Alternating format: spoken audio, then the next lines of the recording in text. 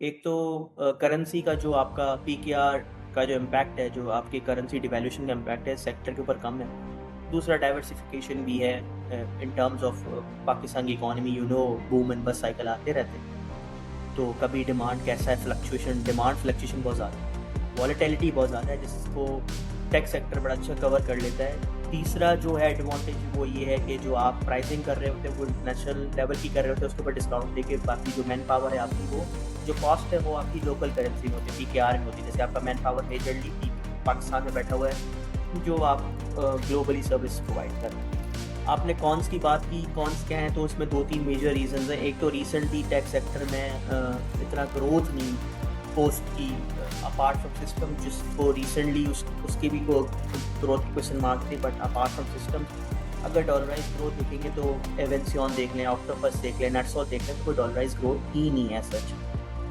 With in the set. अगर pure play take की बात करेंगे तो सिस्टम है, ठीक है, सिस्टम अपनी डिफरेंट सर्विसेज है, क्लाउड बेस्ड सर्विसेज है, एआई बेस्ड सर्विसेज है, और ईआरपी, सीआरएम इम्प्लीमेंट करना, और बेसिक ई मार्केटिंग सर्विसेज स्टफ। इसके बाद अगर आप देखें, नेटसॉल है, एवेंसियन है, ऑक्टोपस है। अब मैं आ जाता हूँ पाकिस्तान के टेक के ऊपर, पाकिस्तान के टेक के परफॉर्मेंस के रीजंस क्या है, मैं स्टॉक बाय स्टॉक डिस्कस कर लेता हूँ।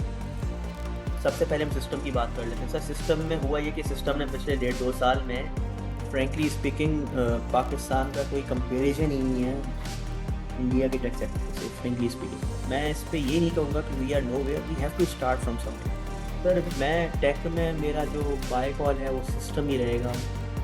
रीज़न ये है कि आज नहीं तो कल वो ज्योग्राफीज जिनमें गए हैं वो परफॉर्मेंस आना स्टार्ट हो जाएगी, और फिर से वही आपको एक अट्रैक्शन आना स्टार्ट हो जाएगी सिस्टम। अब मार्केट में दूसरे जो स्टॉक्स हैं, दूसरे जो सेक्टर्स हैं, लाइक सीमेंट्स हो गए आपके, फर्टिलाइजर्स हो गए, स्टील हो गया आपका, या ऑयल चेन हो गया, जैसे, तो उनमें आप ज़रूर इन्वेस्टमेंट देख सकते हैं as compared to tech sector. Frankly speak, सबके इश्यूज यही हैं, सबका यही है कि इलेक्शन टाइम पे होगा, तो आईएमएफ हो जाएगा।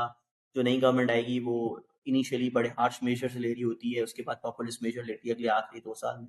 शुरू के 1-2 साल आपकी इकोनॉमी को ट्रैक पे लाने के लिए लगते हैं, और अगर वो हो जाता है तो फिर इन्वेस्टर का कॉन्फिडेंस ऐसे ही रिस्टोर होते हैं आपके सामने।